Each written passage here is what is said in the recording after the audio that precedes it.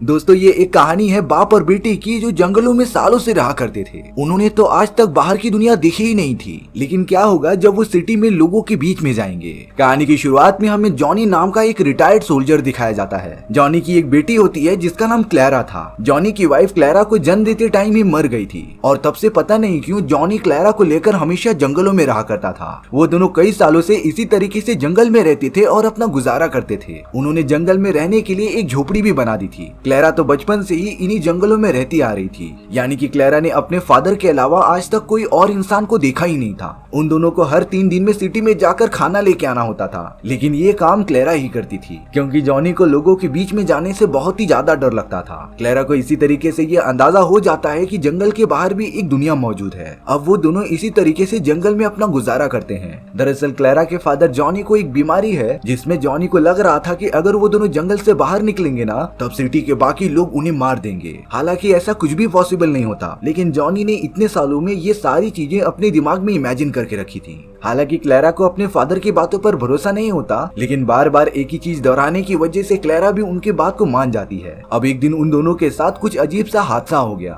Johnny और Clara अपने घर में खाना बना ही रहे थे, तभी वहाँ पर कुछ फॉरेस्ट अधिकारी आ जाते हैं। उन सब की ऑफिसर जिसका नाम मिया था, वो क्लैरा से पूछ रही थी कि वो यहाँ पर क्या कर रही है। क्लैरा मिया को बताती है कि वो अपने फादर के साथ इन्हीं जंगलों में रहती है। मिया और बाकी ऑफिसर्स ने तो उनके घर की छानबीन करना स्टार्ट कर दिया था। क्लैरा से बात करने के बाद मिया को ये पता चला कि वो दोनों यहाँ पर इसीलिए रहते थे क्योंकि उन्हें लगता था कि बाहर निकलने पर बाकी सब उनकी जान ले लेंगे। मिया क्लैरा को बता रही थी कि ऐसी कोई भी बात नहीं है। अब वो सभी अधिकारी क्लैरा के फादर जॉनी को भी पकड़ लेते हैं। ऑफिसर्स को लग रहा था कि ये दोनों कोई इलीगल काम कर रहे होंगे, लेकिन पूछताछ अच्छे से करने के बाद ये डाउट क्लियर हो जाता है। अब अपने फादर को जाता देख क्लैरा भी उनके साथ जाने लगती है। क्लैरा और जॉनी को जेल में ना भेजते हुए मिया उन दोनों को एक स्पेशल कैंप में भेज देती है जहाँ पर उन्हीं के तरह ही आवारा लोग रहते थे। क्लैरा पहली बार वहाँ जाकर लोगों के साथ बात करती है। वहाँ पर तो उसकी उम्र की भी लड़कियां मौजूद थीं, इसीलिए बाकी लड़कियां क्लैरा से पूछ रही थी कि क्या वो बहुत ज्यादा गरीब है या फिर वो ड्रग्स लेती है। क्लैरा ने सीधे सीधे कहा कि ऐसी कोई भी बात नहीं है। उन्हें ऑफिसर्स ने उनके घर से बाहर निकाल दिया।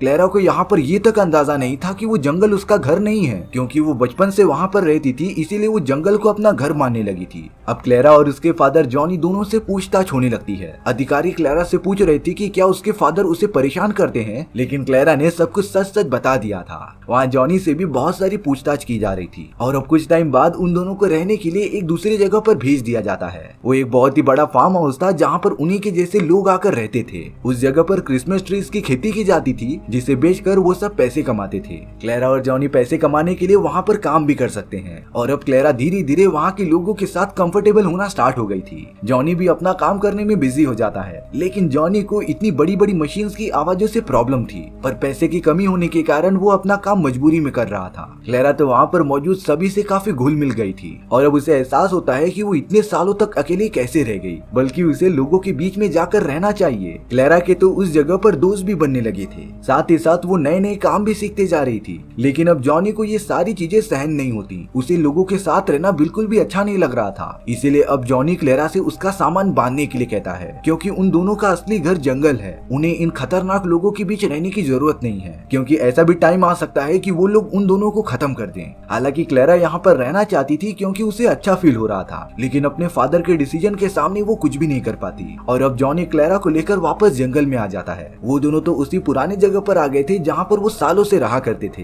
पर फॉरेस्ट ऑफिसर्स ने वो पूरी जगह डिस्ट्रॉय कर दी थी और तो और फॉरेस्ट ऑफिसर्स यहाँ पर फिर से आ सकते हैं। इसीलिए जॉनी क्लैरा को लेकर कहीं और रहने के लिए निकल गया था। हालांकि क्लैरा उन सारे लोगों के बीच काफी कंफर्टेबल हो गई थी, लेकिन उसे अपने फादर की बीमारी के बारे में पता था, इसीलिए वो उन्हें अकेला नहीं छोड़ना चाहती। अब वो दोनों चलते चलते ट्रेन के एक डिब्बे में पहुंच जाते हैं। जॉनी एक ऐसी जगह की तलाश कर रहा था जहां पर वो अधिकारी पहुंच न पाए, इसीलिए अब वो दोनों सिटी से दूर जाने के लिए बस के अंदर बैठ जाते हैं। थोड़ी देर बाद उस पूरी जगह पर चेकिंग स्टार्ट हो गई थी। फॉरेस्ट ऑफिसर सिटी से बाहर जाने वाले सभी व्हीकल्स को चेक कर रहे थे, लेकिन किस्मत होने के कारण जॉनी और उसकी बेटी बच जाते हैं और अब वो दोनों बस में बैठकर सिटी से बाहर निकल गए थे। इसके बाद भी कई घंटों तक चलने के बाद उन्हें कोई अच्छी प्लेस मिलती ही नहीं। क्लैरा को अपने फादर की बातों पर शक होने लगता है, क्योंकि क्लैरा के फादर ने उसे बचपन से ही जंगलों में रखा था, जिससे कि क्लैरा का कांटेक्ट बाकी लोगों से कभी हो ही नहीं पाया। अब वो दोनों एक दिन सुनसान घर के अंदर पहुंच जाते हैं जहाँ पर कोई भी मौजूद नहीं था और अब जॉनी और क्लैरा को एक अच्छा घर मिल गया था रात गुजारने के लिए। वो दोनों कुछ देर तक वहीं पर रुककर आराम करने लग जाते हैं। उनके पास थोड़े दिनों का खाना मौजूद था, लेकिन अब जॉनी ये डिसाइड करता है कि अब से शहर में खाना लेने के लिए वो खुद जाएगा।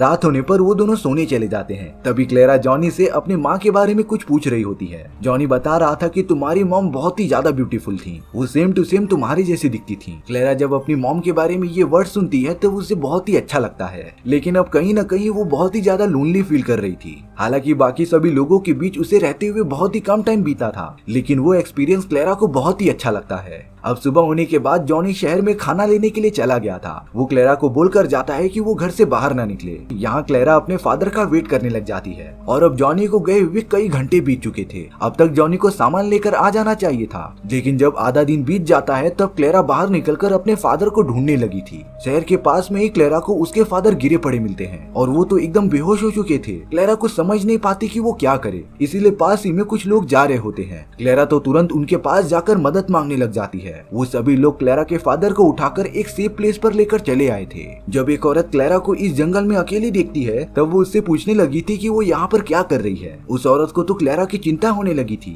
अब वो सब लोग जॉनी का इलाज करने लग जाते हैं। जॉनी के एक पूरे पैर पर चोट लग गई थी, लेकिन मेडिसिन देने के बाद जॉनी एकदम ठीक हो जाएगा। अब वो अनजान औरत क्लेरा और उसके फादर को एक दूसरी जगह पर लेकर चली आती है जहाँ पर बहुत सारे लोगों ने एक कैंप लगाया था। उस औरत ने तो क्लेरा और जॉनी को रहने के लिए एक छोटी सी वैन दे दी थी, जहाँ पर कुछ दिनों तक वो दोनों आराम से रह सकते थे।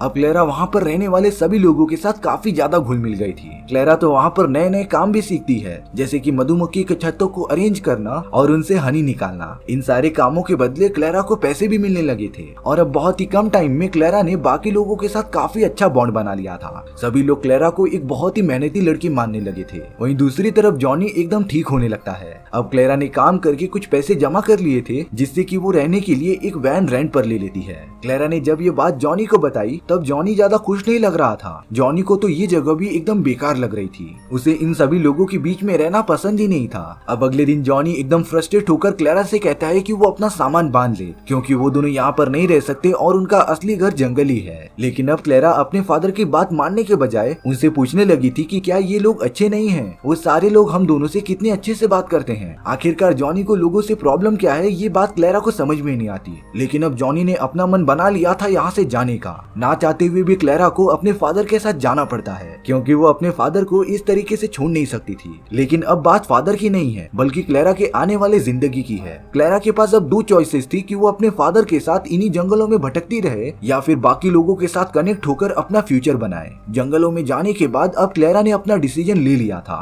वो तो अपने फादर के साथ आर्ग्यू करने लग जाती है। क्लेरा ने सीधा कह दिया था कि भले ही आपको लोगों के साथ प्रॉब्लम होगी, लेकिन उसे लोगों के साथ रहना और कनेक्ट करना बहुत ही अच्छा लगता था। वो इस तरीके से हमेशा जंगलों के बीच नहीं रह सकती थी। हाँ, भले ही उसके फादर पूरी जिंदगी यहाँ पर बिता सकते हैं, लेकिन क्लेरा को इतना पता होता है कि उसका फ्यूचर जंगल में नहीं है। जॉनी क्लेरा की इन सारी बातों को सिर्फ सुनता ही रहता है, क्योंकि ये पहली बार था जब क्लेरा ने अपनी मन की बात कही थी। और अब क्लेरा अपने फादर से कहती है कि वो उनके साथ नहीं जा सकती, वो उन्हीं लोगों के साथ रहना चाहती है और अपना फ्यूचर अच्छा करना चाहती है। ये बात सुनने के बाद जॉनी की आंखों में आंसू आ चुका था, पर अब क्लेरा रुकने नहीं वाली थी। वो अपने फादर को गले लगाकर उन्हीं लोगों के पास वापस लौट जाती है। जॉनी भी समझ चुका था कि क्लेरा बड़ी हो चुकी है, उसका फ्यूचर उन्हीं लोगों के साथ काफी अच्छा हो जाएगा। पर जॉनी को जो बीमारी थी उसी की वजह से वो लोगों के बीच में नहीं जाता। जॉनी तो अपनी बेटी के साथ जाने के बजाय वहीं जंगलों में चला जाता है और अब जॉनी का कुछ ठिकाना नहीं था कि वो कहां पर जाए। आपको क्या लगता है कि क्लेरा ने अपने फादर को छोड़कर ठीक किया या नहीं? ये बात कमेंट सेक्शन में बता देना। इसी तरीके से हमारी ये कहानी यहीं पर खत्म हो जाती है। वीडियो अच्छी लगी हो तो चैनल को सब्सक्राइब भी कर देना, क्योंकि सच में इससे मुझे मोटिवेशन मिलता है आपके लिए इसी तरीके की मजेदार स्टोरीज ढूंढ कर लाने के लिए। तो मिलते हैं नेक्स्ट वीडियो में। सी या।